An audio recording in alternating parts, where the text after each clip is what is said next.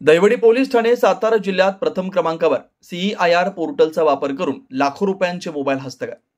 ही सर्वोत्कृष्ट कामगिरी करणारे सहाय्यक पोलीस निरीक्षक दत्तात्रय दराडे व पोलीस कॉन्स्टेबल निलेश कुदळे यांचा जिल्हा पोलीस अधीक्षक तुषार दोशी, अप्पर पोलीस अधीक्षक वैशाली कडूकर यांच्या हस्ते प्रशस्तीपत्र देऊन सन्मान करण्यात आला। सहाय्यक पोलीस निरीक्षक दत्तात्रय दराडे यांनी दैवडी पोलीस ठाण्याचे प्रभारी अधिकारी म्हणून पदभार स्वीकारल्यापासून दैवडी पोलीस ठाण्यात CEIR पोर्टलचं काम पाहणारे पोलीस कॉन्स्टेबल निलेश कुदळे यांना वेळोवेळी मार्गदर्शन केलं।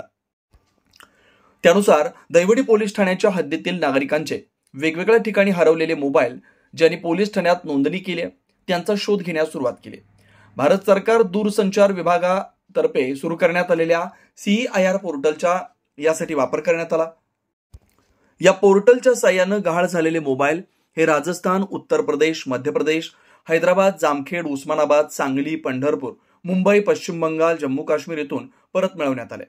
जानेवारी 2025 ते आज अखेर एकूण 15,40,000 रुपये किमतींचे 77 मोबाईल हस्तगत करण्यात आले आणि ज्यांचे मोबाईल हरवले होते त्या नागरिकांना ते परत करण्यात आले। मोबाईल हस्तगत करून नागरिकांना परत करण्यामध्ये दैवडी पोलीस ठाणे सातारा जिल्ह्यात प्रथम क्रमांकावर आहे।